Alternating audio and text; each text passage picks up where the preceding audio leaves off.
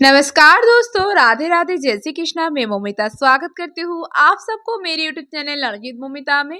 दोस्तों, कैसे हो आप सब? उम्मीद करती हूँ आप सभी बहुत ही अच्छे होंगे।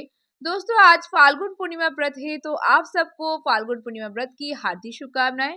दोस्तों, आज फाल्गुन पूर्णिमा व्रत के एक शुभ अवसर पर मैं आप सबके साथ फाल्गुन पूर्णिमा की व्रत कथा शेयर करूंगी। तो ये जानने के लिए मेरे साथ वीडियो में अंत तक जरूर बने रहेगा। आशा करती हूँ वीडियो आप सबको बहुत पसंद आएंगे। तो चलिए देर ना करते शुरू करते हैं आज का वीडियो। ओम नमो भगवते वासुदेवाय नमः। हर साल बुराई पर अच्छाई की जीत की याद के रूप में फाल्गुन पूर्णिमा तिथि पर होलिका दहन किया जाता है एवं होली का ये पावन पर्व मनाया जाता है। फाल्गुन पूर्णिमा पर विष्णु और लक्ष्मी जी की पूजा व्रत आदि करने का जितना महत्व है, उतना ही महत्व इस दिन फाल्गुन पूर्णिमा की पौराणिक कथा का पाठ करने का है। मान्यता है कि ये कथा सुनने से यश, कीर्ति, धन, धान्य और संतान सुख प्राप्त होता है तथा मरणोपरांत वैकुंठ धाम की प्राप्ति होती है। तो आइए शुरू करते हैं फाल्गुन पूर्णिमा व्रत कथा। महर्षि कश्यप की पत्नी और दक्ष पुत्री दीति के गर्भ से हिरण्यकश्यप और हिरण्याक्ष का जन्म हुआ और दोनों ही महाबलशाली थे। फलस्वरूप देवताओं को पराजित करके दोनों भाइयों ने स्वर्ग पर अपना अधिकार कर लिया। उनके अत्याचार से देवलोक में हाहाकार मच गया, अतः भगवान विष्णु ने बराह अवतार लेकर हिरण्याक्ष का वध कर दिया। अपने भाई की मृत्यु से क्रुद्ध हिरण्यकश्यप भगवान विष्णु को अपना शत्रु मान बैठा और उनसे प्रतिशोध लेने के लिए भगवान ब्रह्मा की तपस्या करने लगा। उधर हिरण्यकश्यप की अनुपस्थिति में देवताओं ने दैत्य पर आक्रमण कर दिया और स्वर्ग पर पुनः अपना अधिकार प्राप्त किया। और हिरण्यकश्यप की पत्नी कयाधु उस समय गर्भवती थी, जिसे देवराज इंद्र ने बंदी बना लिया। वे कयाधु को लेकर अमरावती जा रहे थे, तभी मार्ग में उन्हें देवर्षि नारद मिल गए। नारद जी इंद्र के साथ कयाधु को देखकर बोले, देवराज आप इसे लेकर कहाँ जा रहे हैं? ये सुनकर इंद्र ने कहा, हे देवर्षि, कयाधु गर्भवती है, इसके गर्भ में हिरण्यकश्यप जैसे दुष्ट आत्मा का अंश है, जिसका वध करके मैं इसे छोड़ दूंगा। इस पर देवर्षि नारद बोले, इसके गर्भ में तो श्री नारायण का परम भक्त है, अतः इसे छोड़ दो इंद्र। नारद मुनि की ये बात सुनकर देवराज ने कयाधु को छोड़ दिया। देवर्षि नारद हिरण्यकश्यप की पत्नी को अपने आश्रम में ले आए और बोले, बेटी, जब तक हिरण्यकश्यप की तपस्या पूरी नहीं हो जाती तुम निश्चिंत होकर यही रहो। तब से कयाधु देवर्षि नारद के आश्रम में रहने लगी और उनके दिव्य प्रवचन का रसपान भी करती रही, जिसका गर्भ में पल रहे शिशु पर भी बहुत गहरा प्रभाव हुआ। जब समय आया तो कयाधु ने एक पुत्र को जन्म दिया, जिसका नाम रखा गया प्रहलाद। इधर हिरण्यकश्यप की तपस्या जब पूरी हो गई तो ब्रह्मा जी ने प्रसन्न होकर उसे मनवांछित वरदान दिया, जिसके पश्चात वो अपने राज्य वापस लौट आया।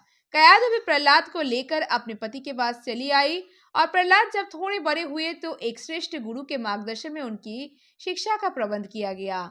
और एक दिन जब हिरण्यकश्यप अपने समस्त मंत्रियों के साथ बैठे हुए थे, तभी प्रहलाद अपने गुरु के साथ वहां आए और पिता की कृतज्ञता पूर्वक प्रणाम किया। ये देखकर हिरण्यकश्यप अति प्रसन्न हुआ और बोला, वत्स प्रहलाद, तुमने अब तक की शिक्षा के दौरान कौन सी सबसे अच्छी बात सीखी है, मुझे बताओ। ये सुनकर प्रहलाद ने कहा, पिताश्री, मैंने अब तक जो सबसे अच्छी बात सीखी है वो ये है कि जो आदि मध्य अंत से रहित अजन्मा है, इस जगत के पालनहार है, दिन दुखिए के स्वामी है, उन श्री हरि को मैं बारंबार प्रणाम करता हूँ। ये बात सुनकर हिरण्यकश्यप क्रोध से लाल हो उठा। उसने प्रहलाद के गुरु पर चीखते हुए कहा, अरे मूर्ख ब्राह्मण, तूने मेरे इस बालक को मेरे परम शत्रु का गुणगान करने की शिक्षा क्यों दी? प्रहलाद के गुरु ने कहा, दैत्यराज, आप क्रोध त्याग दे, ये बातें मैंने आपके पुत्र को नहीं सिखाई। ये सुनकर हिरण्यकश्यप आश्चर्यचकित हो गया और बोला, पुत्र, बताओ तुम्हें ये उपदेश, ये शिक्षा किसने दी है? प्रहलाद बोले, हृदय में स्थित भगवान विष्णु ही तो संपूर्ण संसार के उपदेशक है, उनके अतिरिक्त कोई किसी को कुछ नहीं सिखा सकता। ये सुनकर हिरण्यकश्यप क्रोध से पागल हो उठा और बोला, अरे मूर्ख, मेरे सामने ये विष्णु कौन है?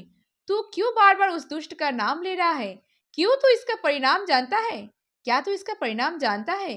हिरण्यकश्यप ने प्रहलाद को बहुत समझाया, मृत्युदंड का भय दिखाकर भी विष्णु भक्ति से दूर करना चाहा, परंतु प्रहलाद के मन से भगवान विष्णु के प्रति श्रद्धा तनिक भी कम न हुई। इसके पश्चात क्रोधित हिरण्यकश्यप ने अपने सेवकों को आज्ञा दी कि इस दुरात्मा को मौत के घाट उतार दे। इस शत्रु प्रेमी से मुझे कोई लाभ नहीं है, ये कपूत तो अपने ही कुल का नाश कर देगा।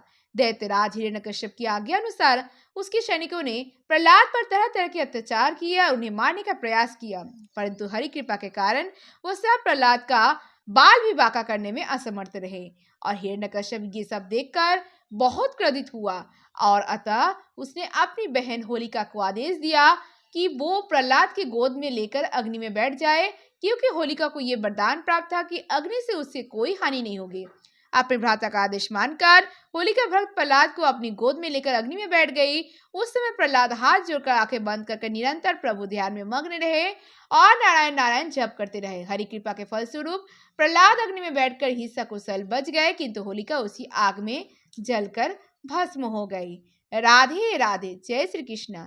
जय श्री हरि विष्णु। जय माता लक्ष्मी। दोस्तों, आज फाल्गुन पूर्णिमा व्रत की कथा यहीं पर समाप्त हुआ। दोस्तों, कैसी लगी आप सबको आज की ये वीडियो मुझे कमेंट करके जरूर बताइएगा। वीडियो अगर अच्छी लगी हो तो वीडियो को जैसे लाइक और शेयर जरूर कीजिएगा। ऐसे और वीडियोस पाने के लिए मेरे चैनल नॉलेज मोमिता को जरूर सब्सक्राइब कीजिएगा और सब्सक्राइब के बगल में बेल आइकन दबाना मत भूलिएगा, ताकि नए नए वीडियो की नोटिफिकेशन जल्द से मिल जाए। कमेंट में जय भोलेनाथ, जय माता पार्वती, जय श्री हरि विष्णु, जय माता लक्ष्मी लिखना मत भूलिएगा। आप मुझे फेसबुक इंस्टाग्राम फॉलो कर सकते हैं। मेरी Facebook Instagram link description box में दिया गया है, आप चाहे तो चेक कर सकते हैं। आज के लिए इतना ही। मैं मिलूंगा नेक्स्ट वीडियो में, तब तक के लिए tata bye. Thanks for watching. Radhe Radhe. जय श्री कृष्णा।